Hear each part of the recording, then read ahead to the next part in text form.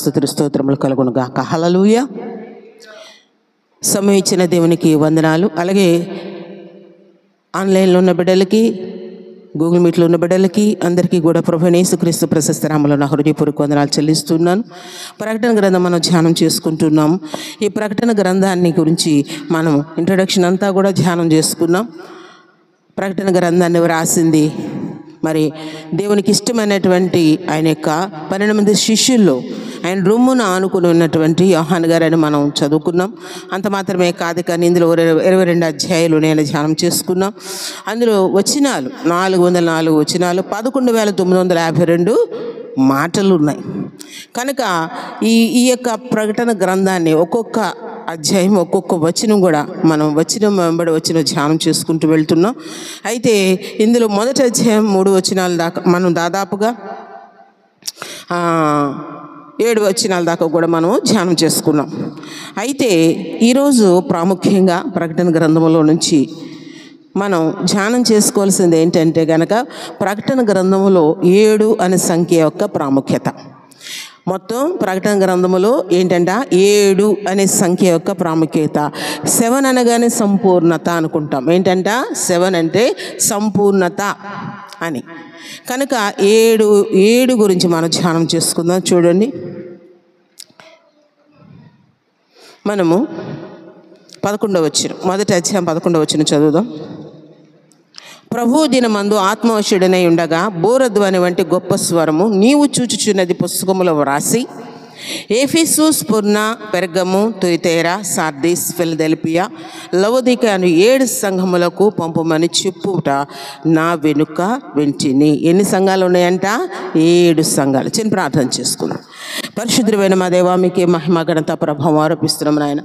ఈ సాయంకాల సమయం ముందు నా ప్రభా, ఈ రాత్రికాల సమయం ముందు నాయన ప్రకటన గ్రంథంలోంచి నా తన మొదటి అధ్యాయంలోంచి 7 అనే సంఖ్య గురించి నా ప్రభా, దాని యొక్క ప్రాముఖ్యత ఏంటి అనేది అయా నా తండ్రి నా ప్రభు మీరు ప్రేరేపించుంటుండగా నా ప్రభు దాన్ని ధ్యానం చేస్తుంటుండగా అయా నా తండ్రి నేనైతే అల్పురాలను అయోగ్యురాలను ప్రభు నన్ను మీ సిలువ చాటును మరుగుపరుచుకుని నా తండ్రి అయా నా తండ్రి పరిశుద్ధాత్మ దేవ మీ స్వరంతో నాతో మాతో మాట్లాడమని మీ హస్తాలకు అప్పగించుకుంటున్నాం ప్రభు.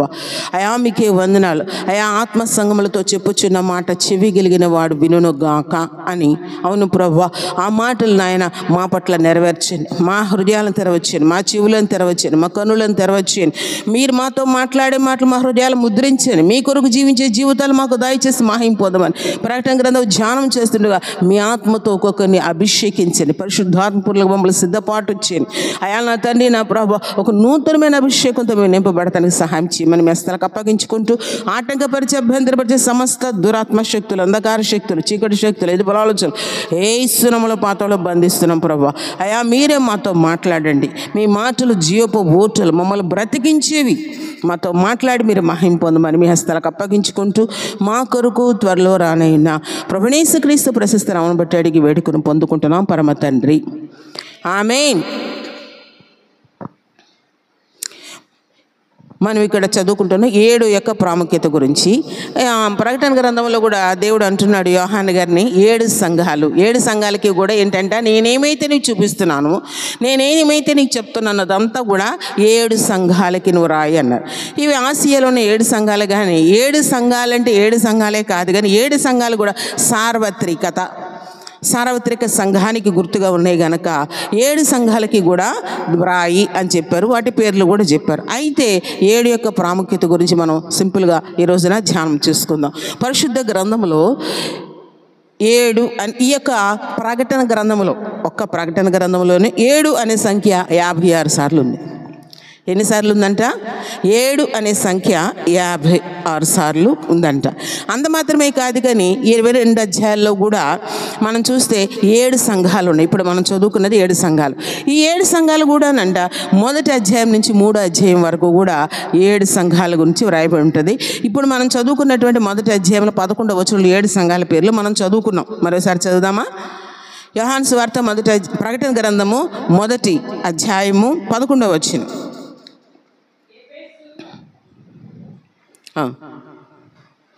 ఆత్మౌషుడని ప్రభు దినమందు ఆత్మౌషుడనై ఉండగా బోరధ్వని గొప్ప స్వరము నీవు చూచున్నది పుస్తకంలో వ్రాసి Ephesus, Smyrna, Pergamum, Thyatira, Sardis, Philadelphia, లవొదికీయను 7 సంఘములకు పంపమని చెప్పుట నా వెనుక వింటిని. ఎన్ని సంఘాలు ఉన్నాయి? 7 సంఘాలు. 7 సంఘాలని ఇక్కడ వ్రాయబడి ఉంది. 2వ అధ్యాయం కాడి నుంచి ఒక్కొక్క సంఘం గురించి వివరించబడి ఉంటుంది. కనుక మనం ఈ యొక్క ప్రకటన గ్రంథం మనం ధ్యానం చేస్తూ ముందుకు వెళ్ళేటప్పుడు 2వ అధ్యాయానికి వచ్చిన తర్వాత ఒక్కొక్క సంఘం గురించి కూడా మనం వివరంగా విందాం. ఓవరాల్గా 22 అధ్యాయాలు ఏమేమి ఉన్నాయి, 7కు సంబంధించినట్టు ఏమున్నాయి అనేది మనం ధ్యానం చేసుకుందాం. మనం ఒక్కొక్క వచ్చి ధ్యానం చేసుకుంటూ వెళ్ళి ప్రతి ఒక్కడు కూడా మనం విపులంగా పరిశుద్ధాత్మ దేవుడు మనతో మాట్లాడును గాక. ఆమేన్. అలాగే నెంబర్ 2, ఇందాక నెంబర్ 1 7 సంఘములు అని చెప్పుకున్నాం. ఇది 1 నుంచి 3 అధ్యాయం వరకు కూడా వ్రాయబడి ఉన్నాయి. నెంబర్ 2 ఏంటంటే రాసుకున్న వాళ్ళు రాసుకోండి ఇవన్నీ కూడాను ఎన్ని ఉన్నాయి, 7 యొక్క ప్రాముఖ్యత. 7 ముద్రలు. నెంబర్ 2 7 ముద్రలు. 7 ముద్రలు ఈ 22 అధ్యాయాల్లోనే ఏమున్నాయంట? 7 ముద్రలు. ముందేమో 7 సంఘాల గురించి మనం చెప్పుకున్నాం. అది 1 నుంచి 3 వచ్చిన 3 అధ్యాయం వరకు కూడా ఉంది. నెంబర్ 2 7 ముద్రలు. 7 ముద్రలు అనేది 4వ అధ్యాయం నుంచి 8వ అధ్యాయం వరకు కూడా ఉంటాయి. ప్రాముఖ్యంగా చెప్పాలంటే 5వ అధ్యాయం 1 నుంచి 10వ వచనం వరకు కూడా రాయబడి ఉంటాయి, అంటే చిన్నగా. కానీ దాని గురించి వివరణ 4 నుంచి 8 అధ్యాయాల వరకు కూడా ఉంటుంది.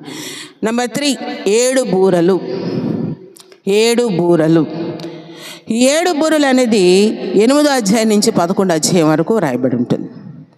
8 నుంచి 11 వరకు కూడా 7 బూరలు అనేది. నెంబర్ 4 7 రూపములు. నెంబర్ 4 7 రూపములు. 12-13 అధ్యాయాలు. ప్రకటన గ్రంథం 12-13 అధ్యాయాల్లో 7 రూపముల గురించి వ్రాయబడి ఉంటుంది. నెంబర్ 5 7 ఉగ్రత పాత్రలు. ఎలా అంట? 7 ఉగ్రత పాత్రలు అనేవి 14 నుంచి 16 అధ్యాయం వరకు ఉంటాయి. 7 ఉగ్రత పాత్రలు అనేవి 14 నుంచి 16 అధ్యాయం వరకు కూడా ఉంటాయి. ఇంకా చెప్పాలంటే 16లో మొదటి వచ్చిన కాడి నుంచి చదివితే అక్కడ వ్రాయబడి ఉంటాయి. దాని వివరణ 14 నుంచి 16 అధ్యాయాల్లో ఉంటుంది 7 ఉగ్రత పాత్రల గురించి. అలాగే నెంబర్ 6 7 తీర్పులు. 7 తీర్పులు, జడ్జిమెంట్స్. 7 తీర్పులు 17వ అధ్యాయం నుంచి 20వ అధ్యాయం వరకు ఉంటుంది. ఎలా అంట? 7 తీర్పులు. నెంబర్ 6 7 తీర్పులు 17 నుంచి 20 అధ్యాయాలు వరకు కూడా ఉంటాయి. నెంబర్ 7 7 నూతనములు. అంటే నూతన ఆకాశం, నూతన భూమి అవన్నీ కూడా ఏర్పడతాయని కదా మనం అనుకున్నాం. అవన్నీ కూడా నూతనము అనేవి, క్రొత్త ఆకాశం క్రొత్త భూమి అంటే నూతనము అనేవి 21-22 అధ్యాయాల్లో రాయబడి ఉంటాయి. నూతనము అనేది 7 నూతనాలు. అది ప్రకటన గ్రంథం 21-22 అధ్యాయాల్లో రాయబడి ఉంటాయి. అమ్మ ఇంకెవరికైనా డౌటా? గూగుల్ మీట్లో ఉన్న బిడ్డలు రాసుకున్నారా? మరొకసారి చెప్పనా? ఓకే, మరొకసారి చెప్తున్నాను. 7 యొక్క ప్రాముఖ్యత. 7 అనేది ప్రకటన గ్రంథములో 7 అనే సంఖ్య 56 పర్యాయాలు ఉన్నది. 7 అనే సంఖ్య 56 పర్యాయాలు 56 సార్లు వ్రాయబడింది. అయితే 22 కూడా 7 గురించినటువంటి కొన్ని సంఘములు, ముద్రలు, బూరలు, రూపాలు అనేవి ఎన్ని ఉన్నాయంటే 7 ఉన్నాయి. అవన్నీ కూడాను అవి చెప్తున్నాను చూడండి. నెంబర్ 1 7 సంఘములు. నెంబర్ 1 7 సంఘములు. 1 నుంచి 3 అధ్యాయాలు. 1 నుంచి 3 అధ్యాయాలు 7 సంఘాల గురించి వ్రాయబడి ఉంటుంది. అంత మాత్రమే కాదు, కానీ మొదటి అధ్యాయంలో 11వ వచనంలో 7 సంఘాల పేర్లు అక్కడ వ్రాయబడి ఉన్నాయి. నెంబర్ 2 7 ముద్రలు. నెంబర్ 2 7 ముద్రలు 4 నుంచి 8 అధ్యాయాల వరకు కూడా వ్రాయబడి ఉన్నాయి. 5వ అధ్యాయంలో 1 నుంచి 10లో అవి స్పష్టంగా మీకు కనపడతాయి. నెంబర్ 3 7 బూరలు. 7 బూరలు 8 నుంచి 11 అధ్యాయాల్లో ఉన్నాయి. 7 బూరలు 8 నుంచి 11 అధ్యాయాల్లో ఉన్నాయి. నెంబర్ 4 7 రూపములు. 7 రూపములు అనేది 12 నుంచి 13 అధ్యాయాలు. 12-13 అధ్యాయాల్లో రాయబడి ఉంది 7 రూపముల గురించి. నెంబర్ 5 7 ఉగ్రత పాత్రలు. 7 ఉగ్రత పాత్రలు 14-16 అధ్యాయాల్లో రాయబడింది. 14-16 అధ్యాయాలు రాయబడి ఉంది. 16 అధ్యాయం మొదటి వచనంలో అవి స్పష్టంగా ఉంటాయి. అలాగే నెంబర్ 6 7 తీర్పులు. 7 తీర్పులు 15-20 వరకు కూడా, 17 అధ్యాయం నుంచి 20 అధ్యాయం వరకు కూడా ఉంటాయి 7 తీర్పులు. నెంబర్ 7 7 నూతనములు, క్రొత్తవి. 7 నూతనములు 21-22 అధ్యాయాలు రాయబడి ఉంటాయి. కనుక ఇవన్నీ కూడా 7 7 7 అన్నీ కూడా ఎన్ని ఉన్నాయి? 7 సంఘాలు ఉన్నాయి, 7 ముద్రలు ఉన్నాయి, 7 బూరలు ఉన్నాయి, 7 రూపములు, 7 ఉగ్రత పాత్రలు, 7 తీర్పులు, 7 నూతనములు. దేవునికి మహిమ కలుగును గాక. దేవునికి స్తోత్రం. కనుక 7 అనేది చాలా ప్రాముఖ్యత ఉంది బైబిల్లో. సంపూర్ణతకు, పరిపూర్ణతకు అది గుర్తుగా ఉంది. యేసయ్య కూడా సిలువలో ఎన్ని మాటలు పలికారు?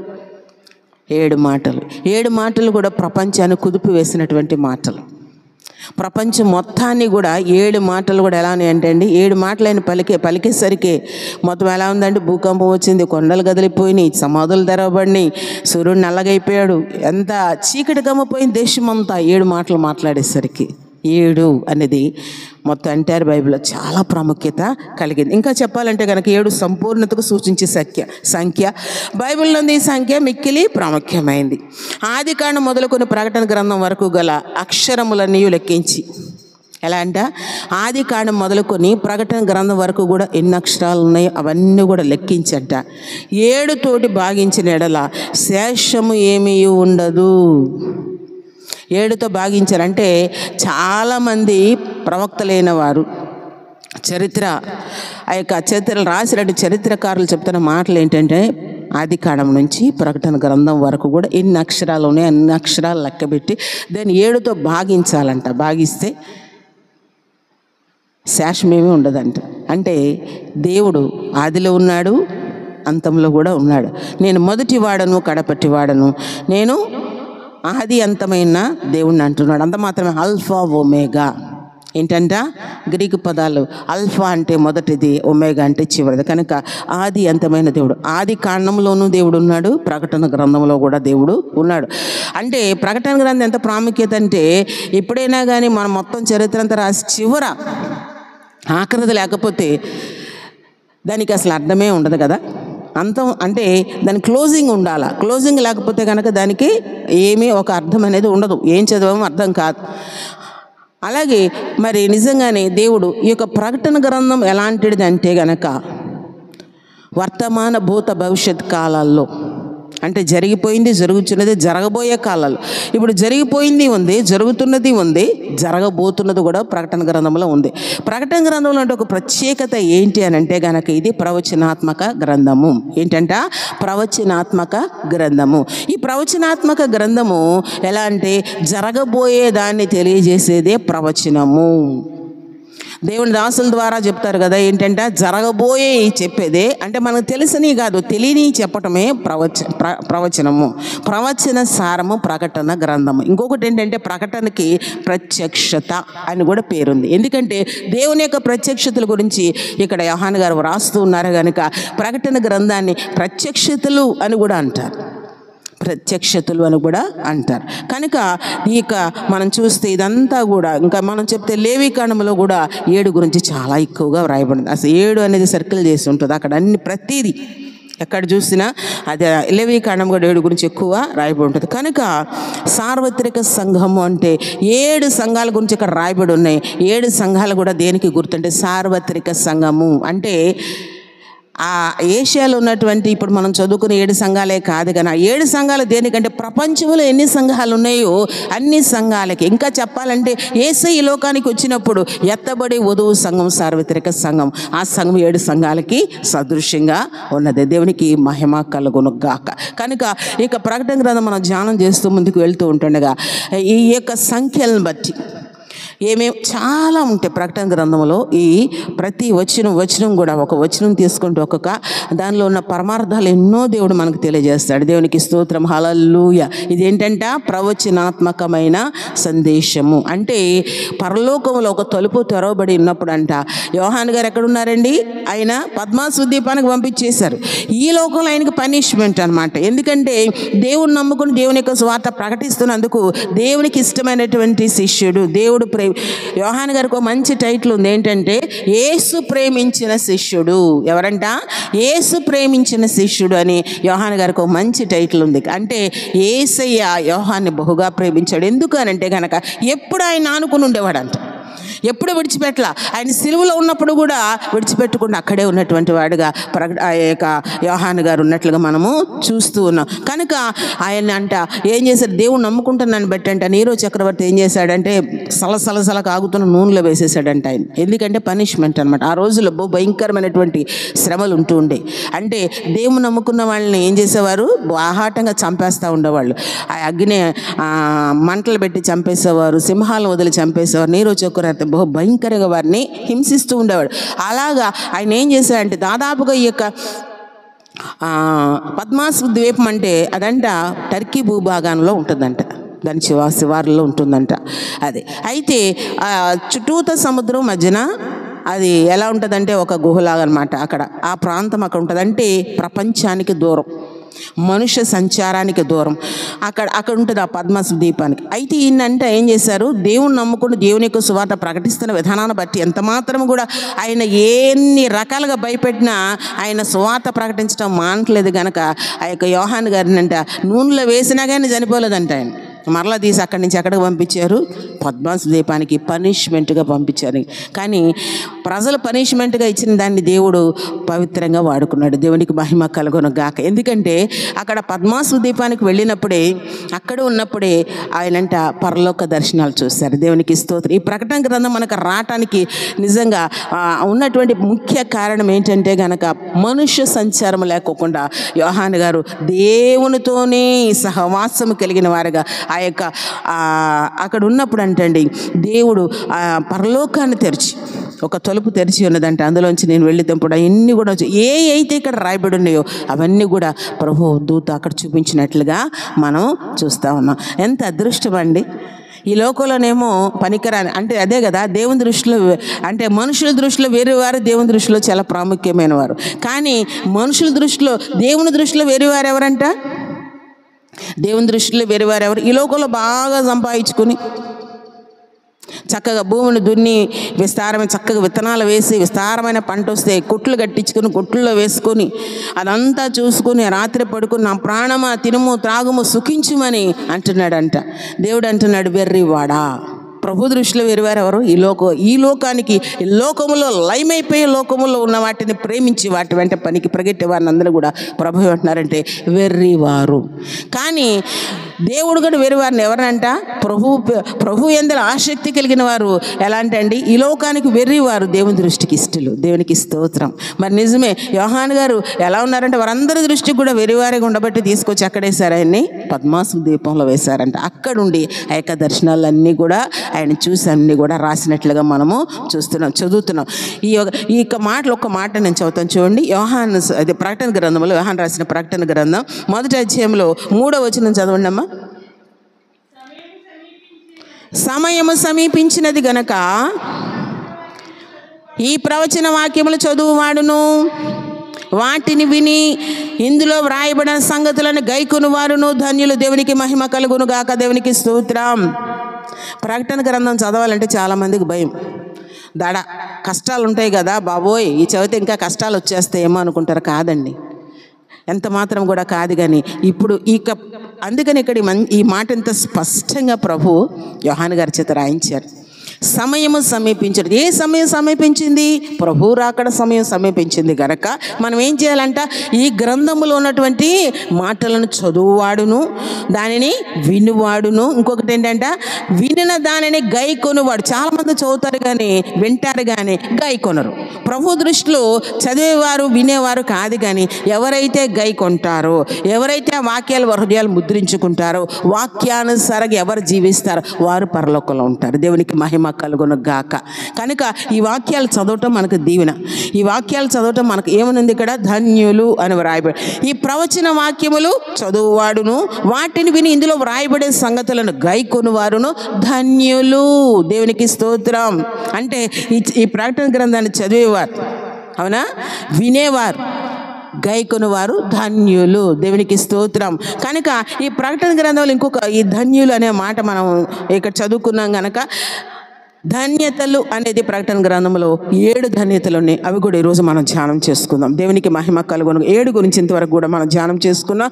అలాగే 7 ధన్యతల గురించి కూడా ఈరోజు మనము నేర్చుకుందాం. దేవునికి మహిమ కలుగును గాక. చూడండి, 7 ధన్యతల్లో మొదటి ధన్యత చెప్తున్నాం. మొదటి ధన్యత ఏంటంటే గనక దేవుని వాక్యమును చదివి విని గైకొను వారు ధన్యులు. దేవునికి స్తోత్రం. హల్లెలూయా.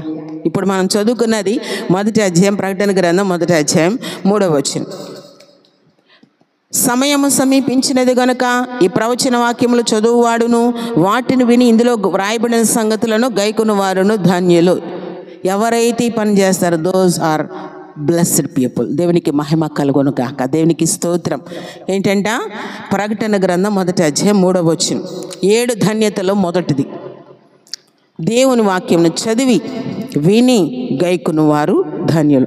ఈ వాక్యాన్ని మనం చదవటం ధన్యత, వినటం ధన్యత, దీన్ని గైకొనటం అంటే ఇంప్లిమెంట్ చేసుకోవాలి మన జీవితానికి. వారు కూడా ధన్యులు. వారు ఎవరంట? Blessed people. దేవునికి మహిమ కలుగును గాక. నెంబర్ 2, ప్రభువునందు మృతులైన వారు ధన్యులు. ఈ ప్రకటన గ్రంథంలో ఉన్న ధన్యతలు ఇవి. ఏంటంట? ప్రభువునందు మృతులైన వారు ధన్యులు. దేవునికి స్తోత్రం. హల్లెలూయా. ప్రకటన గ్రంథం 14వ అధ్యాయం 13వ వచనం. ప్రకటన గ్రంథం 14:13. ప్రభువునందు మృతులైన వారు ధన్యులు. ఎలా మృతులవ్వాలంటే అండి, దేవుని నమ్ముకొని దేవుని కొరకు బ్రతికి దేవుని కొరకు చనిపోయిన వారు ధన్యులు. దేవునికి మహిమ కలుగును గాక.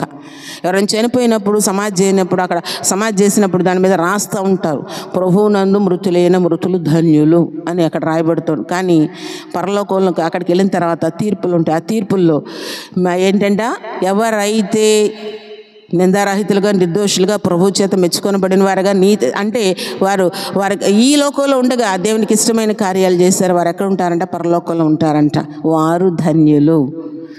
ప్రభువునంటే ప్రభు కోసం. ఇప్పుడు ఇక్కడ ఈయన యోహాను గారు ప్రకటన గ్రంథం రాశారు. అంత మాత్రమే కాదు, ప్రభు శిష్యులు 12 మంది. ఆ 12 మంది ఇస్కరియోతు యోధాను తీసేసిన మత్తయిని అక్కడ పెట్టినా కానీ 12 మంది కూడా ప్రభు కోసం ప్రాణాలు అర్పించిన వారు. వారందరూ హతసాక్షులు అయిపోయిన వారు. మనం హతసాక్షులు అనే పుస్తకం చదివితే కనుక అందులో ఎంతమంది ఉంటారు అంటే ఏంటంటే దేవుని కొరకు వారి ప్రాణములను ఎంత మాత్రము కూడా వారు అంటే వారి ప్రాణాలను ప్రాణంగా పెట్టి, అంటే పౌలు గారు కూడా ఏమంటారు, నీళ్ళలా నేను పారబోయబడ్డాను అంటాడు ఆయన దేవుని కొరకు. అంటే వారు ఎంత మాత్రం కూడా వారి ప్రాణాలు తృణప్రాయంగా ఎంచుకుని దేవుని కొరకు పెట్టేశారు. కానీ వారు ఎంత మాత్రం కూడా మేము బ్రతకాలి, మేము బాగుండాలని కాదు, కానీ వారి ప్రాణాల కంటే కూడా ప్రభువుని ఎక్కువగా ప్రేమించారు వారు. అందుకనంట దేవుని కొరకు హతసాక్షులు అయిపోవటానికి కూడా ఎంత మాత్రం కూడా వారు వెనుదీయలేదు.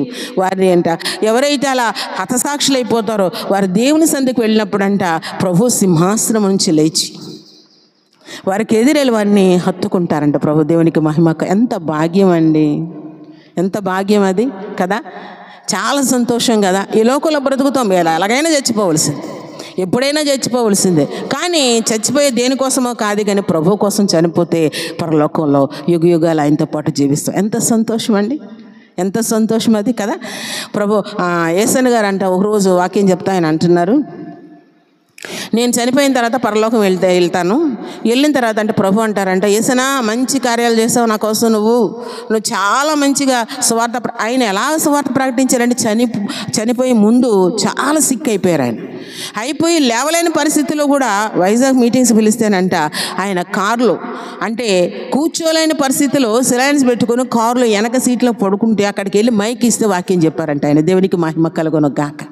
అంటే ఆ స్థితిలో కూడా నేను లేవలేను కదా, వెళ్ళలేను కదా, నా వల్ల కాదు కదా అనుకోలేదు, కానీ ప్రభు వాక్యం బోధించడమే గొప్ప అనుకున్నారు ఆయన. అక్కడికి వెళ్ళి ఆయన అలా సువార్త ప్రకటించారు. అందుకని ప్రభు అంటున్నారంట, నువ్వు నా కోసం చాలా చేస్తావు అంటారంట ప్రభు. అని వచ్చి ఇక్కడ కూర్చో అంటారంట. ఎక్కడ ఆయన సింహాసనం చూపించి కూర్చోమని అంటారంట. ఏసన్ గారు అంటారు, అయ్యా నేను అక్కడ కూర్చోను అంటారంట. ఎందుకని అని అంటే, నేను అక్కడ ఎందుకు కూర్చోను, అక్కడ కూర్చోను అంటే సింహాసనం చూపించి కూర్చోమంటే కూర్చోను అని అంటే ఎక్కడ కూర్చుంటాడు, అయ్యా నీ ఎందుకు భయభక్తులు కలిగిన వారిని ఎక్కడంటే నీ కుడిపార్శ్వాన్ని కూర్చోబెట్టుకుంటాను అన్నావు కదా అయ్యా నువ్వు అని అడుగుతారంట. అంటే ఎంత ఆయనకి ఆ అర్హత ఉంది, ఆ యోగ్యత ఉంది. ఎందుకనంటే కనుక అంతగా ప్రభు కోసం బ్రతికారు ఆయన. కనుక ఎలాంటి ఈ లోకంలో మన క్రియలు మనం వెంట వస్తాయండి, ఇవి రావు. సంపాదించింది ఏది రాదు, ఇంకేమీ రాదు, కానీ మన క్రియలు మాత్రమే మన వెంట వస్తాయి. కనుక ఆ క్రియలు దేవునికి ఇష్టమైనవిగా ఉన్నప్పుడు అంట దేవుడు నిన్ను దీవిస్తాడు. ఇంకొకటి ఏంటంటే, పరలోక రాజ్యానికి వారసులుగా ఉండాలంటే ఇక్కడ మంచి సాక్ష్యం కలిగి దేవుని కొరకు మనం ఈ లోకంలోనే పరలోకవాసిగా బ్రతికితే పరలోకానికి అర్హులుగా మనం ఉంటాం. కానీ అందుకనే ప్రభు అంటున్నాడు, మనం ఏం చేస్తామంటే బాప్తీసం తీసుకున్న తర్వాత మంచిగా ఉన్న తర్వాత అబ్బా ఎంత భక్తులమో అనుకుంటాం, కొన్ని రోజులు చల్లారిపోయిన తర్వాత ఏంటి నీ పరిస్థితి. అందుకే ప్రభు మరణం వరకు నమ్మకంగా ఉండాలంటే ఎక్కడా తప్పిపోకూడదు, ఎక్కడ జారిపోకూడదు, ఎక్కడ బలహీనలుగా ఉండకూడదు. మరణం వరకు నమ్మకంగా ఉంటేనంట పరలోక రాజ్యానికి మనం వరుసలుగా ఉంటామంట. మరణం అందుకని ఇక్కడ రాయబడింది. నెంబర్ 2 ఏంటంట, ప్రభువు నందు మృతులైన వారు ధన్యులు, దేవునికి మహిమ కలుగును గాక. నెంబర్ 3,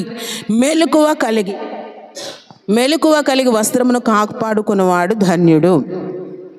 ఎలాగంటండి, నెంబర్ 3, మెలకువ కలిగి, ఎందులో మెలకువ, ఆత్మలో మెలకువ కలిగి వస్త్రములను కాపాడుకునేవాడు ధన్యులు. చూద్దాం, చూడండి 16వ అధ్యాయం ప్రకటన గ్రంథం 16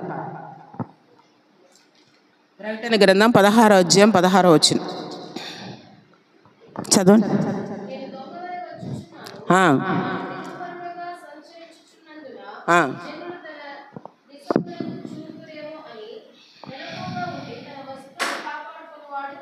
దేవునికి స్తోత్రం, హల్లెలూయా. ఇదిగో నేను దొంగవలే వచ్చుచున్నాను, తాను దిగంబరుడిగా సంచరించుచున్నందున జనులు తన దిశములను చూతురేమో అని మెలకువగా ఉండి తన వస్త్రము కాపాడుకునేవాడు ధన్యుడు. దేవునికి మహిమ కలుగును గాక. ఎందుకని వస్త్రాల గురించి ఇక్కడ వ్రాయబడింది అని అంటే గనక మనం చూస్తే ఎక్కడికంటే అండి, యెరూషలేము నుంచి యెరికోకి వెళ్తున్నాడంట ఒకడు. ఎక్కడి నుంచి ఎక్కడికి వెళ్తున్నాడు, పరిశుద్ధమైన ప్రదేశం నుంచి శాపగ్రస్తమైన దాని దగ్గరికి వెళ్తున్నాడంట. యెరూషలేము నుంచి యెరికోకు వెళ్తుంటే దొంగలు వచ్చి వాడిని కొట్టివాడు వస్త్రాలు దోచేసుకున్నారు. ఎవరు ఆ దొంగ అంటే ఎవరండి, సాతాను. ఎందుకంటే గనక నీ వస్త్రాలంటే ఎన్నో వస్త్రాలు, స్తుతి వస్త్రం, స్తోత్ర వస్త్రం, ప్రశస్త వస్త్రం, అలాగే పెండ్లి వస్త్రం ఎన్నో ఉన్నాయి. ఇప్పుడు దేవుని బిడ్డ నీ వస్త్రాలను కాపాడుకోవాలి. ఆ దొంగ ఏం చేస్తాడంట, యెరూషలేము నుంచి యెరికోకు పోతున్నాడు. యెరికోలు యెరూషలేముకి వస్తే దీవించబడతారు, కానీ దీవించబడిన ప్రదేశం నుంచి శాపగ్రస్తమైన స్థితికి వెళ్తుంటే సాతాను చేతికి అప్పగించుకున్నాడు, తన వస్త్రాలు పోగొట్టుకున్నాడు. కనుక అలా కాదు, కానీ మనం ఏం చేయాలంటే అండి, దేవుని సన్నిధిలో ఉన్న మనం అంట వస్త్రాలు కాపాడుకునే వారముగా ఉండాలంటే. ఎందుకంటే యేసే రక్తంలో మన వస్త్రములను ఉతుక్కుంటేనంట. చూద్దామా,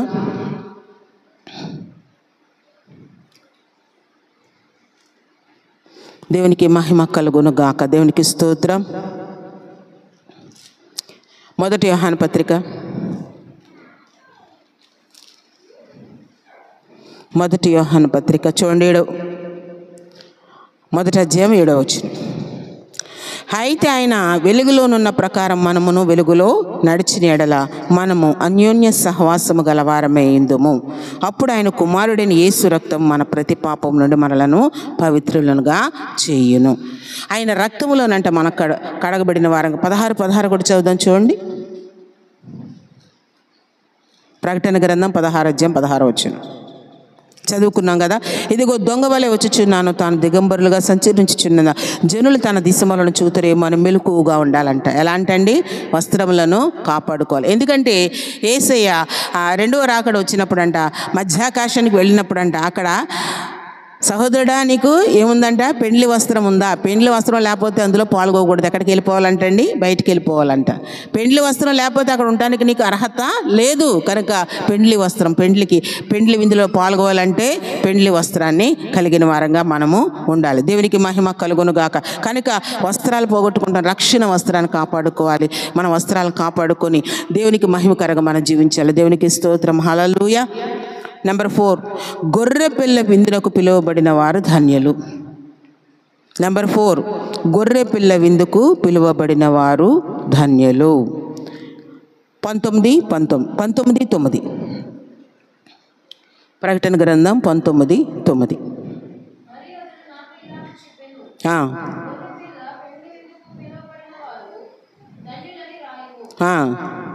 ఎలా అంటండి? గొర్రె పిల్ల పెండ్లి విందుకు పిలువబడిన వారు ధన్యులు. గొర్రెపిల్ల పెండ్లి విందుకి అందరికీ ఆహ్వానం లేదండి. ఆహ్వానం ఇచ్చాడు కానీ ఎవరు అర్హులు అని అంటే గనక ఎవరైతే యేసు రక్తంలో కడగబడుతున్నారో, ఎవరైతే పరిశుద్ధులుగా ఉంటున్నారో, ఎవరైతే దేవునికి మహిమకరంగా జీవిస్తున్నారో వారు మాత్రమే అర్హులు. దేవునికి స్తోత్రం, హల్లెలూయా. ఎలా అంటండి? గొర్రె పిల్ల విందునకు పిలువబడిన వారు ధన్యులు. కనుక ఆ గొర్రె పిల్ల విందు అంటే ఎక్కడ జరుగుతుందండి? దేవుని యొక్క రాకడ, రెండవ రాకడ వచ్చిన తర్వాత సమస్త భూమి మీద ఉన్నటువంటి ప్రజలందరూ కూడానంట ముందు మొదటి తెస్సలోని పత్రికలు అక్కడ రాయబడి ఉంటుంది. ఆర్భాటంతోనూ దేవుని యొక్క బోరతోనూ అంటే ప్రధాన దూత శబ్దంతోనూ దేవుని యొక్క బోరతోనూ ప్రభువు వచ్చును. ఆయన వస్తారంట.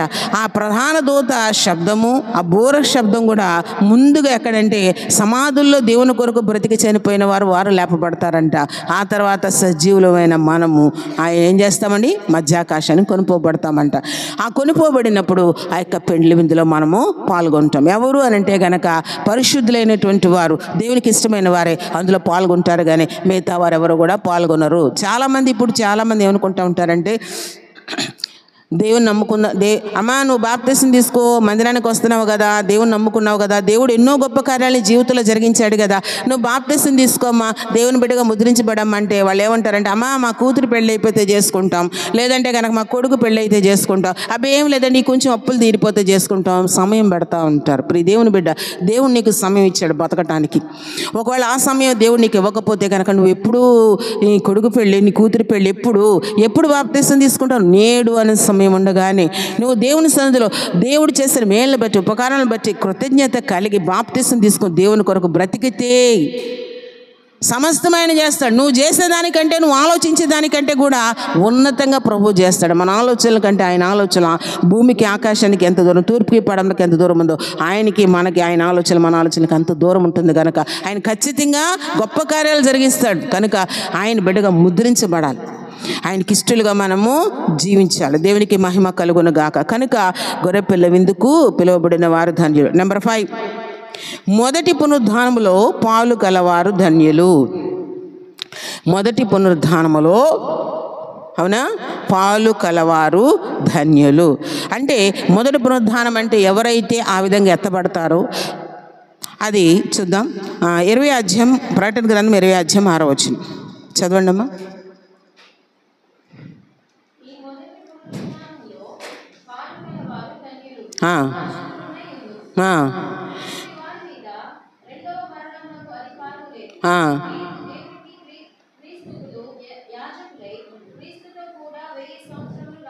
అబ్బా ఎంత భాగ్యం అండి. దేవునికి ఏ మహిమ కలుగుని చదివినబడిన దేవుడు దీవించును గాక. దేవుని స్తోత్రం. ఎలాంటండి? ఇదే మొదటి పునరుద్ధానము. ఈ మొదటి పునరుద్ధానములో పాలు గలవారు ధన్యులు, ధన్యులను పరిశుద్ధులనే ఇందురు. ఇట్టి వారి మీద రెండవ మరణమునకు అధికారము లేదు. వీరు దేవునికిని క్రీస్తుకుని యాజకులై క్రీస్తుతో కూడా 1000 సంవత్సరముల రాజ్యము చేయుదురు. దేవునికి మహిమ కలుగును గాక. ఆమేన్. కనుక మనం చదువుకున్నట్లుగా మొదటి పునరుద్ధానం అంటే దేవుని యొక్క రాకడ వచ్చిన తర్వాత పరిశుద్ధ భూమి మీద ఎక్కడెక్కడైతే దేవుని బిడ్డలు ఉన్నారో వారందరూ కూడా దేవదూతలంట మహిమ శరీరం వాళ్ళ ఏరేస్తారు. అంటే వాళ్ళు తీసుకెళ్ళిపోతారు మధ్యాకాశానికి. చనిపోయిన సమాధులు తెలవబడతాయి, వారు కూడా లేపబడతారు. వారందరూ కూడా ఎక్కడ ఉంటారంటే మధ్యాకాశంలో పెండ్లి విందులో ఉంటారంటే అదే మొదటి పునరుద్ధానం. దేవునికి మహిమ కలుగును గాక. మొదటి పునరుద్ధానం అని అంటే కనుక ఇంకోటి ఏంటండి అంటే భూమి మీద కొంతమంది మిగిలిపోయి ఉంటారు. కొంతమంది ఎలా ఉంటారంట, భూమి మీద కొంతమంది మిగిలిపోయి ఉంటారు. వారికి 7 సంవత్సరములు అంటే 3.5 సంవత్సరాలు శ్రమల కాలం అంటారు. ఇంకా 3.5 సంవత్సరాలు అంటే ఈ మొత్తం ఆ 3.5 సంవత్సరాలు మహాశ్రమల కాలం అంట. 3.5 సంవత్సరాలు శ్రమల కాలము, ఇంకా 3.5 సంవత్సరాలు మహాశ్రమల కాలము. 7 సంవత్సరాలు భయంకరమైన పరిస్థితి భూమి మీద ఉంటుంది. ప్రపంచమంతా కూడా సాతాను ఒక్కడే పరిపాలిస్తాడు. సాతాను అధిపతిగా ఉండి అప్పుడు మందిరాలు ఉండవు, సేవకులు ఉండరు, ఎవ్వరూ ఉండరు. దేవుని నమ్ముకుందాం అని పోస్ట్ పోన్ చేసిన వాళ్ళందరూ భూమి మీద మిగిలిపోయి ఉంటారు. ఏం చేయాలో తెలియని పరిస్థితి. దేవుని గురించి చెప్పేవాళ్ళు ఉండరు. దేవుని గురించి నువ్వు నిజంగా దేవుని నమ్ముకోవాలంటే నీకు రేషన్ ఉండదు, తినటానికి ఉండదు, ఉండటానికి ఉండదు. ఏంటంటే దేవుని కొరకు బ్రతకాలి, దేవుని కొరకు చచ్చిపోవాలంటే వారంటే ఆ కొండలకు వెళ్ళిపోయి ఎక్కడికో వెళ్ళిపోయి రహస్యంగా ప్రార్థన చేసుకుని దేవుని కొరకు చనిపోతారంట. కానీ వాళ్ళకి ఏది అంత మాత్రం కంటే ఏది ఉండదు. ఎందుకంటే మొదటి పునరుద్ధానం ఎత్తబడే స్థితిలో మనం ఉన్నప్పుడు అంటే 1000 సంవత్సరములు ఆయనతో పాటు ఎలా ఉంటామండి? ఎంతో సంతోషంగా ఆయనతో పాటు జీవించే భాగ్యం దేవుడు మనకు దయచేయను గాక. దేవునికి స్తోత్రం. హల్లెలూయా. ఇంకా 2 ఉన్నాయి, అవి వచ్చేవారు మనం చెప్పుకుందాం. టైం అయిపోయింది. ఈ యొక్క మాటలు దేవుడు దీవించును గాక. చిన్న ప్రార్థన చేసుకుందాం. పరిశుద్ధుడైన ఆ దేవా, మీకు వందనాలు, స్తుతులు, స్తోత్రాలు చెల్లించుకుంటున్నాం. ఇంతవరకు మీ కృపలో మీ కాపుదల భద్రపరిచే విధానం బట్టి మీకు వందనాలు నాయన. ఈరోజు 7 ధన్యతలు 5 ధన్యతలు నా ప్రభువా ధ్యానం చేసుకుంటూ ఇచ్చిన కృపను బట్టి మీకు వందనాలు. అలాగే నా ప్రభు మిగతా 2 కూడా నాయన వచ్చేవారం ధ్యానం చేసుకుంటా మీ కృపను అనుగ్రహించండి. ఏదైనా ప్రభువా ధన్యులైన వారే అయ్యా ఈ ధన్యతలు పొందుకుంటారు నా ప్రభువా. కనుక మీకు లోబడి మీకు ఇష్టలుగా పరలోక రాజ్యానికి వారసులుగా ఉంటే సహాయం చేయను. 7 యొక్క ప్రాముఖ్యతను తెలుసుకున్నాం బాబు. అయా అతని 7 అంటే సంపూర్ణత, పరిపూర్ణత. గనక మీ సన్నిధిలో మేము కూడా సంపూర్ణత కలిగి పరిపూర్ణత కలిగి మీ కొరకు జీవించడానికి మీచే ధన్యులుగా మేము పిలువబడతానికి గట్టి గొప్ప ధన్యత భాగ్యం అందరికీ దయచేసి మహిమ పొందమని సమస్త మహిమ ఘనత ప్రభావం మీకు ఆరోపిస్తూ యేసునాథులను పెట్టి అడిగి వేడుకుంటున్నాం పరమ తండ్రి. ఆమేన్.